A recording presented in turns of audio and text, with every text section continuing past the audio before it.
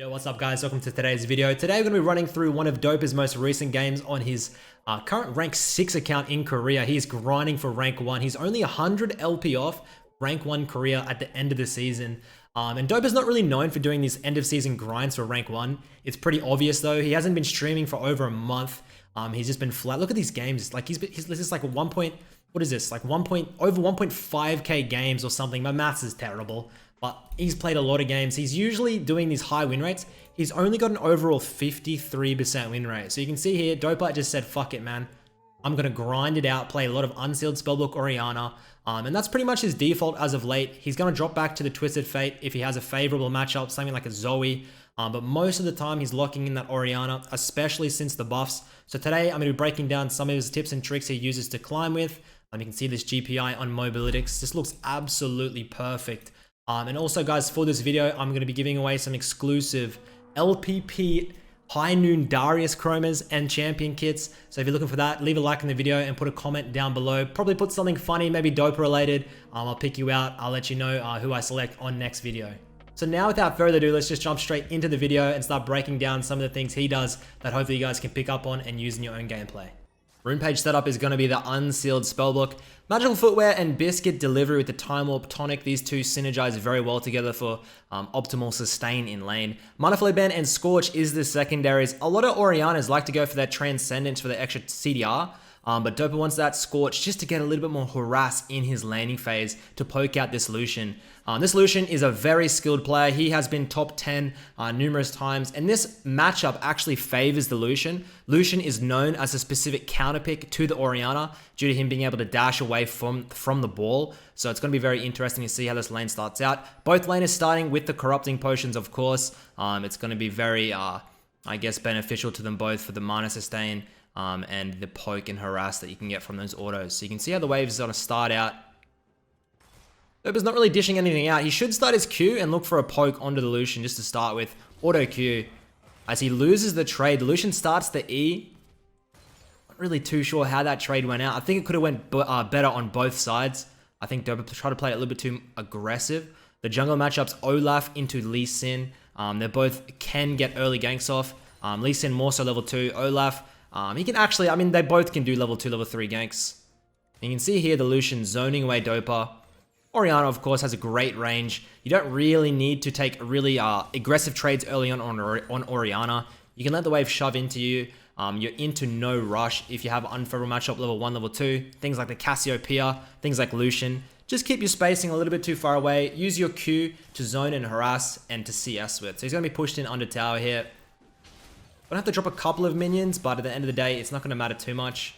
You can see Lucian has around about a 3 farm lead from 12. Is decent. You can see Dopa goes for that W second. You just Q W. You can buffer the W while the Q is going out, guys. You pretty much guarantee if the Q hits, the W is also going to hit. And you can see Dopa just going through with those combos. The number one tip when you're playing these control mages like this, guys, is to trade on minions, okay? Oh, the cannon, he doesn't get it. Oh, that's triggering. When you're playing things like Orianna, it's all about going for your all-in, your QW, when he's about to last hit a minion, okay? It puts him in a scenario of, do I go for the minion and take the harass, or do I leave it and miss the CS? Never just randomly go in trade, unless they're taking like horrendous spacing. Most of the time, guys, when he's going for the CS, you'll see Dopa move up and look to get that harass off. As the wave is just kind of sitting on towards Dopa's side. Dopa loves this situation right here. This wave right here for Dopa, he's known for just letting it slow push into him and never overextending, putting himself never at a risk. He's running that teleport early on. Lucian's running the ignite. So as long as Dopa doesn't die early and he can teleport back, shove the Lucian in, Dopa will win. The number one thing you're looking for in this Lucian matchup is you want to run Lucian out of mana. You want to get a good recall, teleport back. Don't let Lucian base, and Lucian is proper cooked because Lucian without mana is useless and he chunks through a lot on that champion. So it's looking like Lucian's going to base. Dopa doesn't know if it's a fake base or a true base. He moves up on the wave. He's going to hard shove this and then take a reset. Lucian's probably going to get most of this wave if he's taking that hard shove and a reset. He should be able to make it back on the lane in time. Because Dopa's taken a sweet, sweet long time to push this in. You can see Dopa's up 2 CS, but Lucian should be coming back to the wave now to pick it up. And the early landing phase is definitely in favor of the Lucian. because Dopa's most likely going to have to expend a teleport here. Otherwise, he's going to miss a lot of CS. Double amp tome. TP's back to the lane. Level at 6 minutes is when you get your first unsealed spellbook swap, guys. And Dopa are probably looking for a passive summoner, probably a heal or a barrier or an exhaust, something like that. If you're playing into a more aggressive matchup, you can go for that ignite if you want. You go for ghost, you go cleanse if the enemy's like an Elise. Unsealed spellbook is the most complex rune page in my opinion to use. And if you're not comfortable with it, either practice with it in a normal game, or simply run something like Phase Rush. It's pretty popular on Orianna. You can run Summon Airy if you want more poke. There's definitely easier rune pages to make use of. If you're not using Unsealed Spellbook correctly, you definitely should be going for something else, guys, because you got to be using it perfectly for each scenario. Otherwise, it's just not worth going it. See the waves getting shoved in here. Both teams are very even, and you can see he's played a very passive early game. He's taken really no risks at all. He couldn't have been ganked at all. Not even a single chance to get solo killed. And this is usually how you should be playing Orianna into an unfavorable matchup. If this was something like a Twisted Fate, I'm sure Dope would be taking more aggressive trades. But what's the point in trading with Illusion, who's always going to out-trade you? There's no way you're going to out-trade Illusion by moving into him. You just want to be looking to whittle him away, you can see there. Pops the ultimate. That's why Lucian is so good in Orianna. He simply dashes out, avoids the gank, has both summoners, and Dope is running very low on mana here. Gonna walk back into the wave now. Map's looking tight.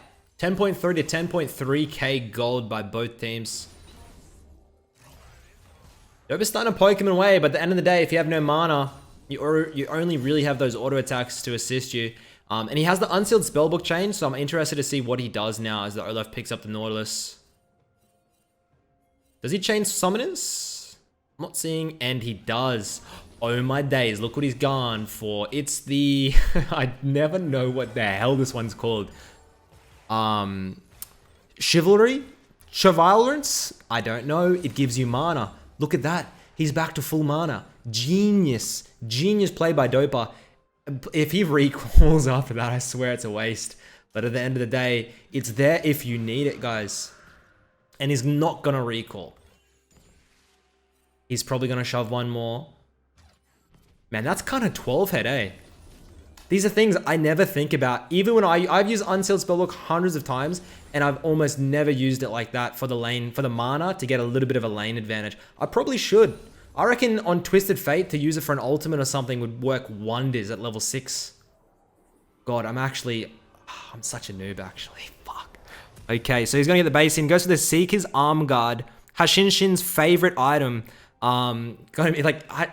this item is so ridiculously good against AD champions, guys. Like, the value, the item efficiency you get from this item is just...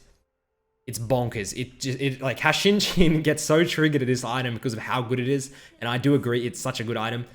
So Dope is going to pick that up. Obviously, it's going to thwart the Lucian and the Lee Sin. As this Olaf's going to town. 2-0, my mans. I like it. Slight CS advantage. I think you will start seeing it build now.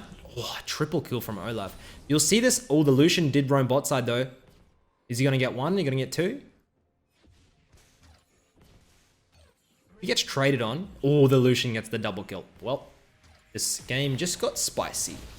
And you will see the advantage for Dopa increase now. I definitely think that if you don't generate a lead on Lucian by about 10 minutes in this lane, obviously the Orianna's going to get the Seekers. She's going to start getting a little bit of mana from the Lost Chapter from blue buffs, and she can start to really poke and harass you around. So I definitely think that Dope has done well in this early game to negate a lot of that harass off and keep a CS advantage.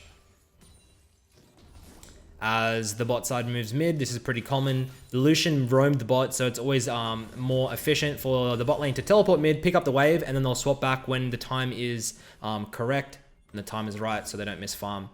And he's going to grab this blue buff now. Happy days for the Orianna. And I definitely think Dope has been switching towards the Orianna just because it's a little bit better of a landing phase than the Twisted Fate. And it's still a utility champion. It's not as utility as Twisted Fate where you can affect side lanes, but you can just affect those little skirmishes and team fights so much more than a Twisted Fate can. So that's definitely why I think Dope is leaning towards spamming it, enabled in trying to enable him to get to that rank 1 position. And he has a lot of blue, he has a lot of mana now, he's got that blue buff, so he's going to steal away as much jungle camp as he can. 94 CS at 9 minutes. This is as good as it gets. It ain't going to be getting no better than this. But the Lucian picks up 2 kills, and he is very potent. He's going for the Blade of the Ruined King build. He'll probably go Blade Essence, something like this. There's a lot of Lucian builds getting a boot. Sometimes like to go for that crit. I think the crit build mid, it's okay, but you're missing out on a lot of sustain early. That's why you see the Blade into the Essence usually. Then you can go something like the IE into like something like a Rapid Fire PD. Lucian dashes forward, pops the ultimate. Oh, Dopa lands the W. Can't quite follow it up though. He's gonna walk back in, shove the wave. So Olaf went a little bit too deep, maybe. Orianna Olaf combo. That's pretty nasty, if I'm gonna be honest. And you can see this Rengar top doing work. He must have seen that Fnatic game. That the what's his name? What's the top laner for Fnatic called? Let me know. No, I know it. It's Broxah. Oh, dude, how do I not know the Fnatic top laner? I'm actually mind blanked right now. I played with him. Do you know when you just got a name in your head and you cannot think of it? That's me right now. Nemesis, Hylissang, Reckless, Broxah.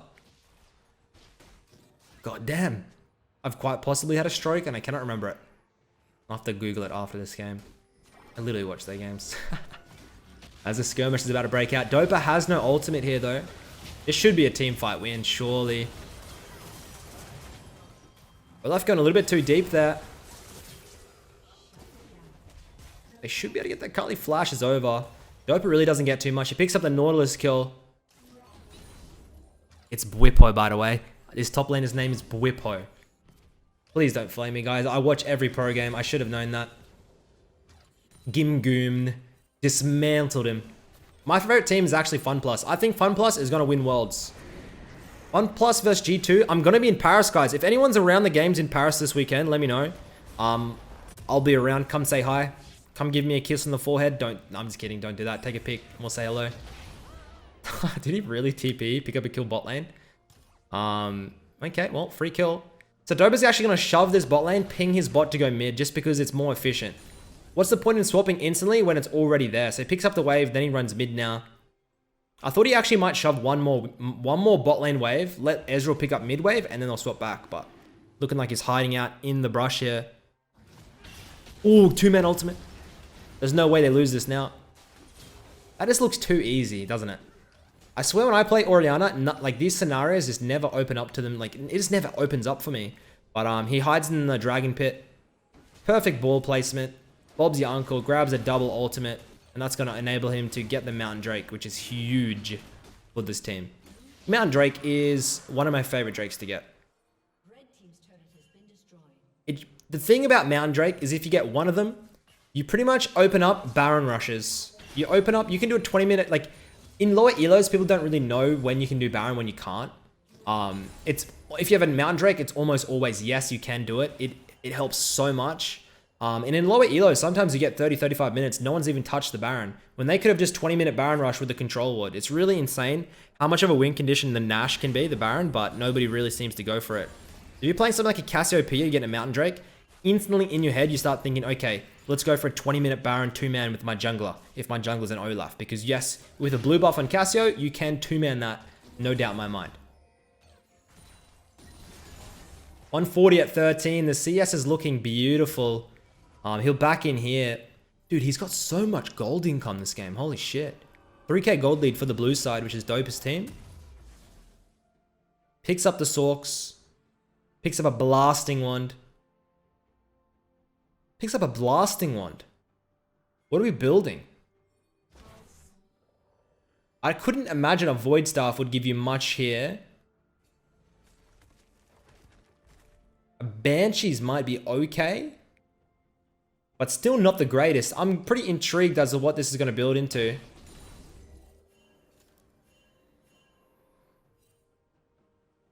Possibly... I don't really know, to be honest. It's gonna be, I'm super interested to see what it goes. Because he doesn't have that many inventory slots to go. So it's not really as though he's going to go for like the Oblivion Orb into Morello. I'm intrigued.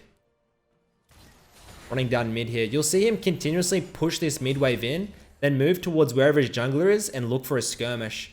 This is exactly how you should be playing, guys. You go and shove the wave, and then you rotate and move, especially if you have the shove advantage. So Orianna into Illusion, you're always going to shove faster on the Orianna. So you shove the wave, he has to answer the wave, then you move on the map as he gets that shield off. Doesn't do much. The Gragas takes the kill onto the Kai'Sa. Jesus Christ, and he should get this oh, that's a bloody good hook. Lee Sin's looking for it. I don't think Lee wins this, guys. Holy, oh my god. Oh, dude. That was actually sick. I love that. Jesus Christ, that Gragas outplayed them though. What a bloody skirmish. See, in Korea, man, if you are, like, this is a full challenger game. If you're not on par with your mechanics, it doesn't matter how good you are, there's always going to be a skirmish or a fight where if you don't show up with your mechanics, you're going to get outclassed, outshone, and the enemy's going to build advantages. That's one thing I noticed playing like in a couple of my challenger Korean games that I got, is just like, man, if you don't have your mechanics on point every fight, you are going to get demolished, and there's going to be massive flaws in your team, and you'll be exposed pretty much if your mechanics aren't on point. Dopa picks up that amp tome. Kind of looking for him to finish that hourglass, honestly. It's going to help him out a lot. He can bait in a lot of these fights. As that death definitely cost him a lot. Gold lead's creeping back now for the red side team. It's still 4k though, as the Gragas picks up the Naught. Picking up the blue buff. I'm just going to move topside here, looking for a skirmish. His ultimate's back up.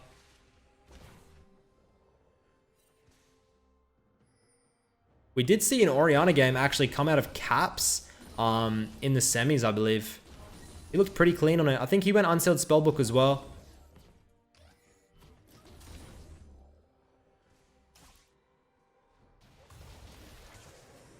Moving in now, looking for the ball placement. Gets the ult on Illusion. Should pick that kill up for free.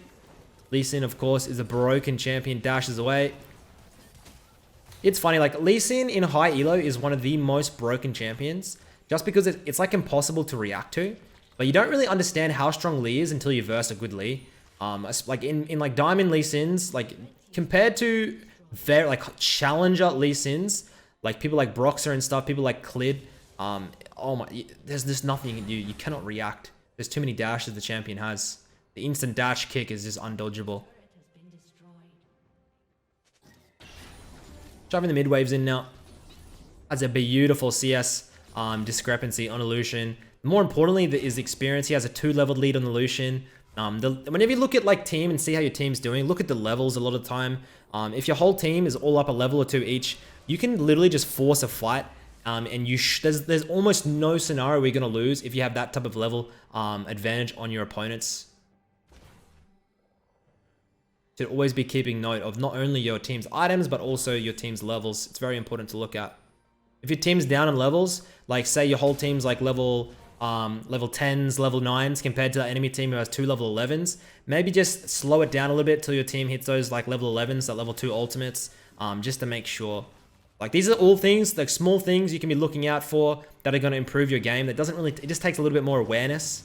Doesn't really take anything from you personally, like your mechanics or anything. Just small like macro things you need to be thinking about that can definitely up your game. Double Mountain now. I wouldn't be surprised if we see a 20-minute Baron attempt from the blue side team. It's going to be super easy to set up. You can see Dopa, he has the teleport, which means he can side lane. And he also has the barrier, which just means he's going to have an extra shielding in the side against a 1v1 or some burst. I think an exhaust is probably preferable into the potential Akali or Illusion all-in. But both are definitely going to be good. Shove the wave, move in, look for a skirmish now. It's 19 minutes now. One pick at 19:30. I guarantee you they're going for a Baron. It's pretty easy to play this Orianna on the comp, honestly. You just E onto your Olaf and he's just gonna run everything down. We see a pick at 9:20. A little bit too early because the Nautilus is gonna be up. It's only 25-second death time is at 19 minutes.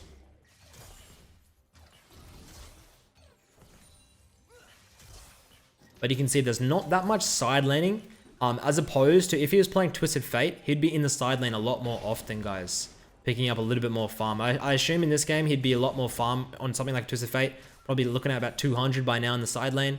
But because you're playing the Orianna, you want to be with your team more often than not. But you've got to be careful about sharing farm. It's the worst thing you can do is sitting on your carries, sharing farm between 2 carries, because you're going to get behind a lot in the experience.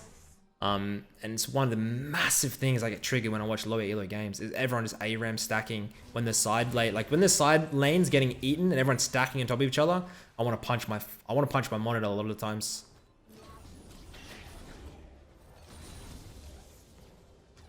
Shove it in now.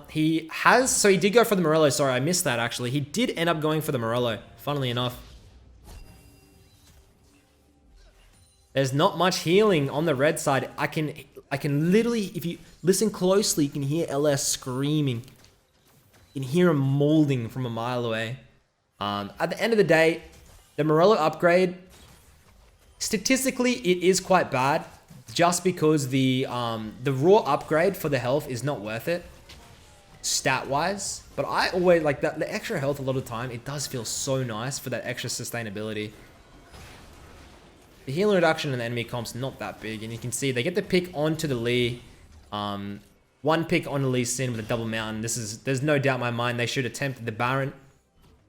You can start it, look for them to come in, then turn. It really depends on what you want to do. And they're looking like a full rush, I guess. Dopa has his ultimate, so I wouldn't be surprised if he uses his ball as zone. It looks like he has his ball on the Rengar now. Oh, the Rengar-Orianna combo is a beautiful one as well. They're just going to finish it, then turn. Looking at Dopa's ball. Looking. As he drops without using his ultimate. Is it even going to matter? Not even going to matter. It's still a net positive. They're up 8k gold. Finishes his Hourglass now. And now, I wouldn't be surprised his next item is probably like, it'd be like Void Death Cap would be traditional.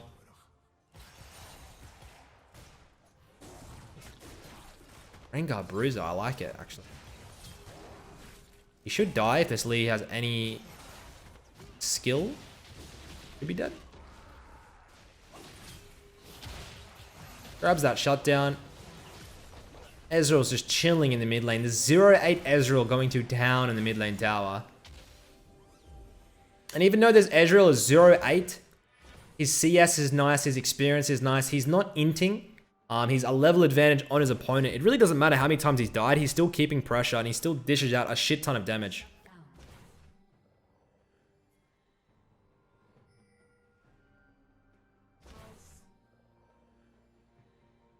Running down mid now. Using that W for speed. Pops the ultimate. Grabs a double.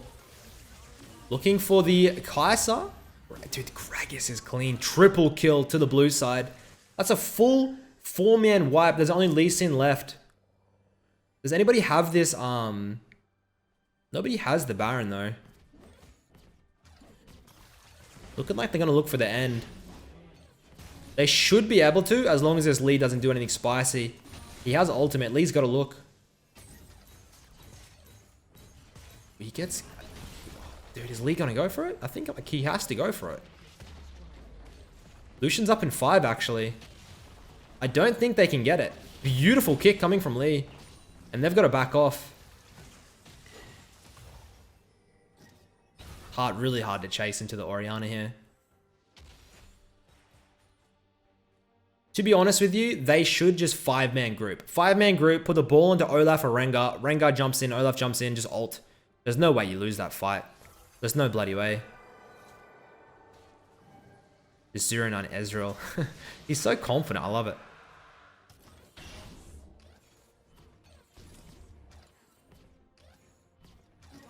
He's looking for the level 16. They pick up the blue buff. No, he says no thank you to the blue... Wait. Blue buff? My beautiful blue buff. Can we can't pick it up. We don't have time. Go straight top lane. Shields onto the Ezreal. He has his ultimate. Let's see if he uses it. He doesn't really need it. Just Q. Yep. Nice job, Ezreal. Good Qs. Look at the ball placement. Double kill to the Ezreal, thanks to the Orianna shielding. And they're going to run straight in mid here for the end, I believe. You going to get this end or what? There's like one left, Akali left. So that's it for the VOD, guys. You can see Dopa playing very smart gameplay on this Orianna, very controlled gameplay. Hopefully you've learned something. Make sure to leave a like on the video and a comment down below, and I'll catch you all next time. Peace.